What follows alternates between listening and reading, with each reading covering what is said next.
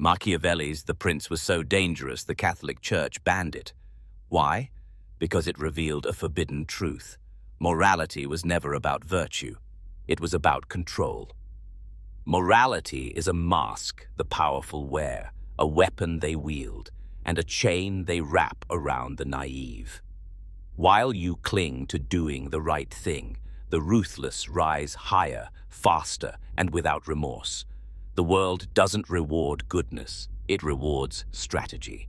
And those who master morality as a weapon can make entire nations bow. Ask yourself, how many times has doing the right thing left you ignored, betrayed, or stepped on? How often did you play fair while the cunning stole the prize? That's no accident. It's the system. Morality keeps you obedient while the powerful bend it to their advantage.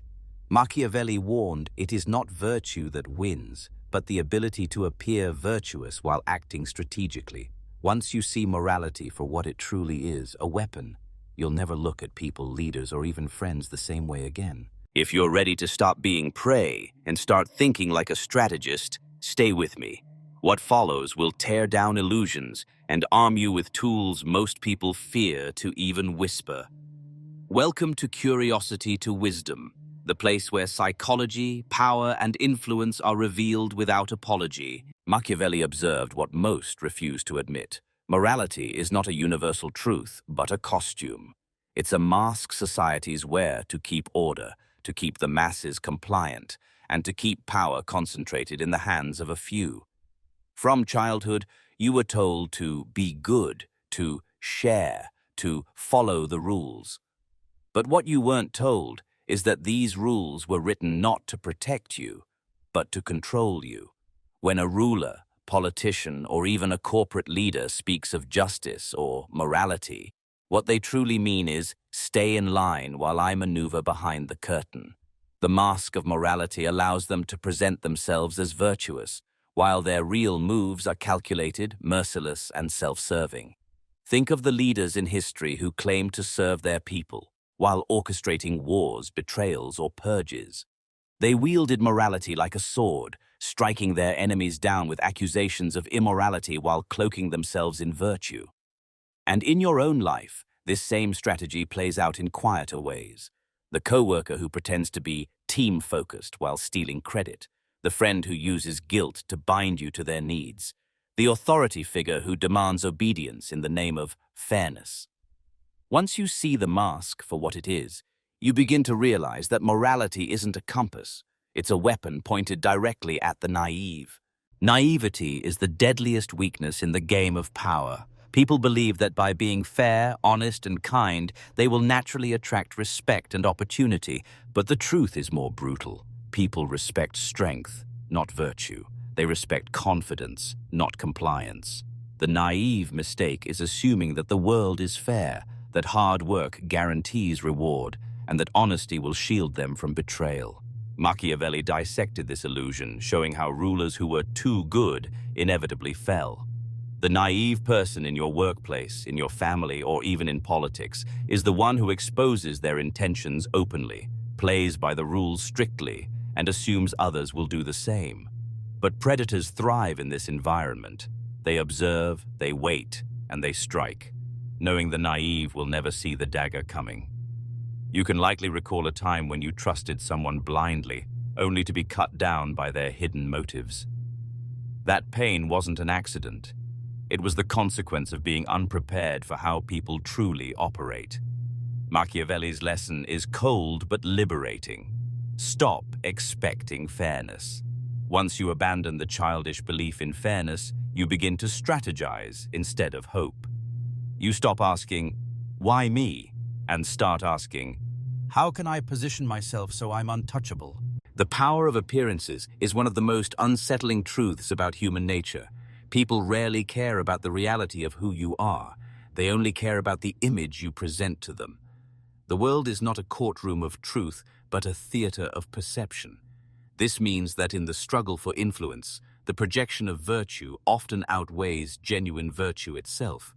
Think about it. How many times have you seen someone admired, even idolized, not because of what they truly are, but because of how convincingly they wear the mask of goodness. The crowd does not search for hidden motives. They do not inspect the depths of your soul. They see the surface, they cling to symbols, and they draw comfort from illusions. And if you understand this, you can control how they see you. Appearances, then, become a weapon. A leader who seems compassionate, even if cold inside, will be trusted more than the one who admits to being ruthless. A person who projects loyalty, even while secretly scheming, will be embraced more than the one who tells the harsh truth. Why? Because people crave heroes. They long for saviors, role models, and figures of moral certainty.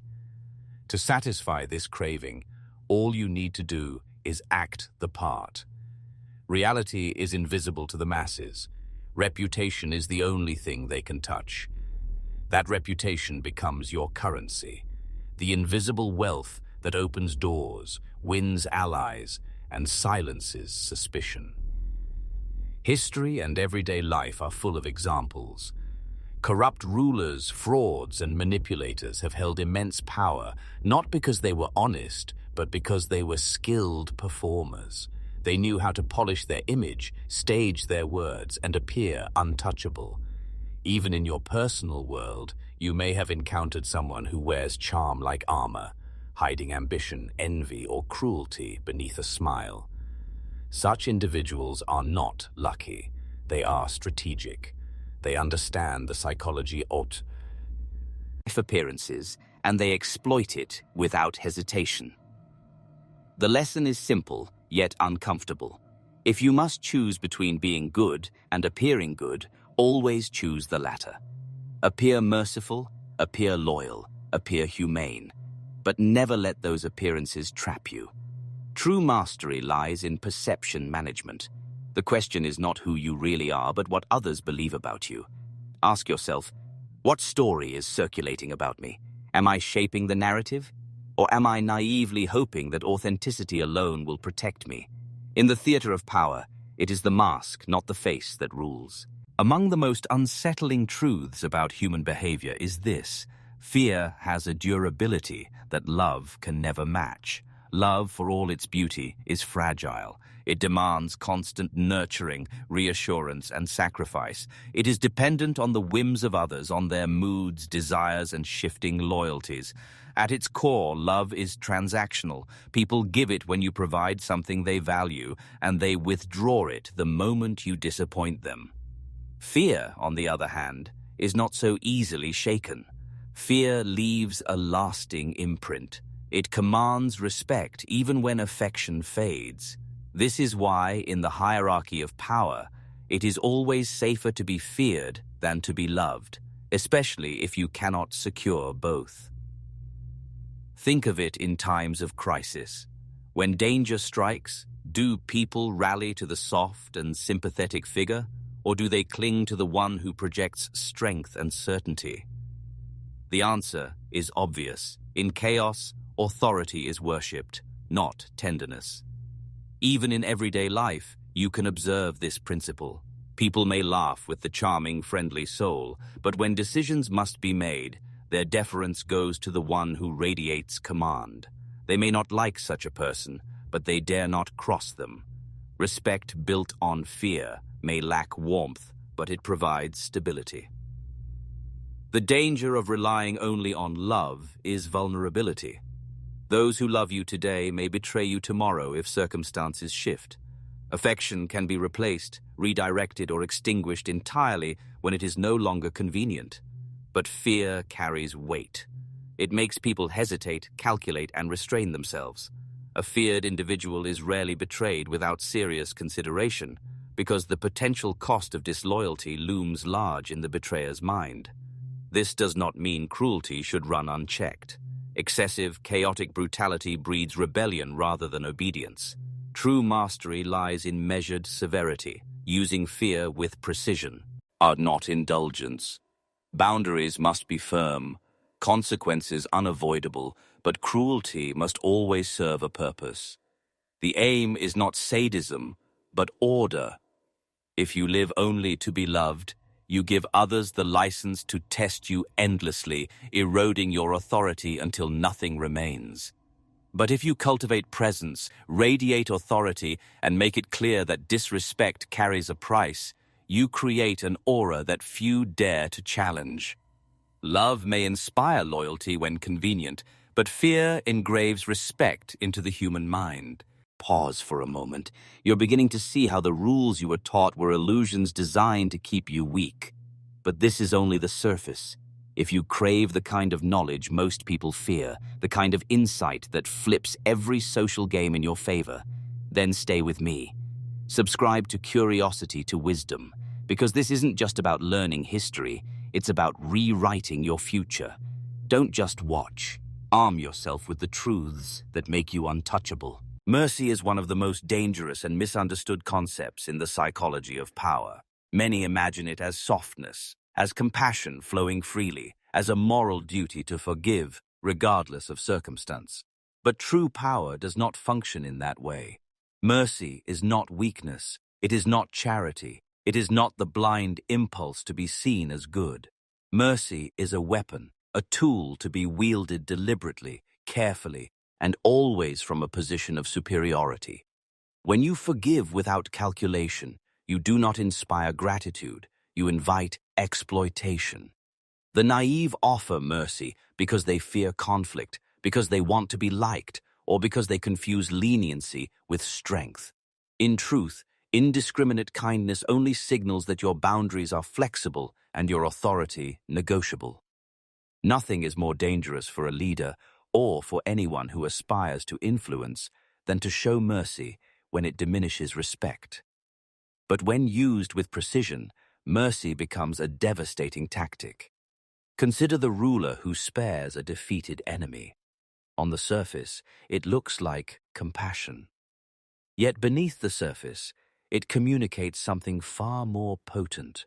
Confidence, so absolute that forgiveness becomes proof of dominance. This act unsettles rivals more than cruelty ever could. Cruelty often reveals insecurity, but measured mercy suggests that power is so unshakable it can afford generosity. The spared enemy becomes indebted, the allies become loyal, and the masses see a strength tempered with grace, a performance designed not to comfort, but to awe. In the personal sphere, the same psychology applies. To forgive a slight, to overlook an insult, or to extend a kindness when you could easily retaliate sends a calculated signal. It tells others you are not reacting out of weakness, but orchestrating the game with intention. You decide when to strike and when to hold back. That is the essence of strategy. Never reacting blindly, always choosing deliberately. Mercy in this sense becomes theater. It is less about the act itself and more about the message it delivers, the message that you control the terms of every exchange. Once you grasp this, you stop confusing mercy with surrender. You no longer forgive to be liked, but to reinforce authority. You no longer let go out of fear of conflict, but to display that conflict itself is beneath you. Mercy becomes power dressed in elegance, a reminder that even in restraint you remain untouchable. The control of narratives is not merely a political tool, it is the very foundation of power itself. Reputation is more than idle gossip or casual opinion. It is the battlefield where alliances are forged, enemies are armed, and authority either solidifies or collapses. One careless story, one whisper of scandal, can erode years of carefully built influence. The tragedy is that most people believe reputation is organic, that it naturally forms as a reflection of who they are. This is a fatal mistake. Reputation does not build itself. It is sculpted, stage-managed, and reinforced with precision. The ones who command lasting influence are not those who wait for others to define them, but those who seize the narrative and direct the spotlight with intent. This does not always mean deceit. It means design. If you want to be perceived as decisive, you must ensure that the moments of your decisiveness are witnessed and remembered, while your hesitations remain in the shadows. If you wish to be seen as wise, you must not reveal every thought freely. You must release insights sparingly, at moments when their impact will echo. Reputation is theater, and the stage must be directed by you. To leave your reputation to chance is to hand your story over to others, often to rivals who will twist it into a weapon. History is filled with figures destroyed not by their failures, but by the way those failures were narrated. Even small personal reputations function in the same way. Consider your own life. If you do not define the story others tell about you, they will invent one, perhaps out of misunderstanding, jealousy, or convenience. And once their version spreads, it becomes a cage, difficult to break free from, no matter how false it is. The truth matters far less than the tale believed. This is why narrative control is an act of psychological warfare. You are not simply managing impress, science. You are shaping the reality in which others interact with you. The critical question is not, who am I, but what do I allow others to believe I am? Influence begins at the point where perception bends to your will. The strategist knows this. Power does not live in truth. It lives in the story that survives. One of the greatest illusions people cling to is the belief that rigid morality guarantees safety, respect, or long-term success. In reality, excessive morality is not a shield. It is a chain that others will use to bind you. The world is not ruled by saints. It is ruled by those who understand when principles serve them and when principles must be bent. To insist on being unfailingly good in every situation is to walk willingly into the jaws of those who exploit goodness as weakness. Those who hold to moral absolutes in an environment of predators do not inspire admiration. They invite destruction. What seems noble in theory often becomes suicidal in practice. The trap of excessive morality lies in its blindness. It convinces you that every rule must be followed, that every action must be justified by fairness, that every choice must align with some higher virtue. But reality does not honor such consistency. In politics, in business, in personal relationships, harsh decisions are sometimes required. To deny that truth is to live in fantasy.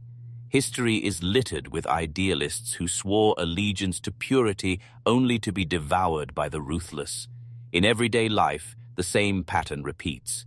The worker who refuses to engage in office politics believes merit will speak for itself, yet watches advancement go to the manipulator who plays the game. The partner who gives endlessly in the name of love believes sacrifice will guarantee loyalty, yet finds themselves abandoned when devotion is no longer useful. In both cases, excessive morality becomes a self-inflicted wound. The key is flexibility. Morality should be worn like a garment, displayed when it benefits you, set aside when survival demands otherwise. This does not make you corrupt, it makes you prepared. It means knowing when to appear principled and when to act pragmatically, when to hold the line and when to break it. The world does not punish immorality. It punishes weakness. And the rigid moralist who refuses to adapt exposes themselves as the weakest of all. Once you grasp this, you no longer chain yourself to rules others never intended to follow. You understand that virtue is not an absolute state but a strategic performance. You learn to wield morality as a tool rather than a cage. And in doing so, you step out of the role of victim and into the realm of the strategist. We now arrive at the most unsettling truth of all. Morality itself is not a sacred code, but a weapon. It is not merely a mask that conceals ambition. It is an instrument used to manipulate, restrain, and dominate. Those who understand the mechanics of power wield morality like a blade, sharp, precise, and devastating in the hands of the skilled. It is invoked to accuse enemies, to bind allies, to silence dissenters, and to stir the emotions of the masses. The irony is cruel. The louder someone proclaims their righteousness, the more likely they are concealing their strategy. Morality becomes their shield in public, while behind the curtain, it is the very dagger they aim at those who fail to recognize the game. Throughout history, Rulers, priests, and politicians have declared moral laws, not because they intended to live by them, but because such declarations cemented their power. By defining what is good, they create a standard that others can be punished for failing to meet. This pattern repeats endlessly in modern life. The corporate leader who preaches about values and integrity may be the same one cutting corners and exploiting loopholes for profit. The politician who campaigns on honesty and virtue often does so while orchestrating deception behind closed doors. Even in your personal life, you encounter the same tactic: the manipulative friend, partner, or colleague who cloaks their control in guilt, shame, or the moral high ground. They trap you not with force, but with the weight of your own conscience turned against you. The moment you awaken to this reality, a new kind of freedom emerges. You begin to see morality for what it truly is: a tool to be mastered, not a cage to be locked inside. You stop surrendering to guilt that others project onto you. You stop apologizing for being strategic.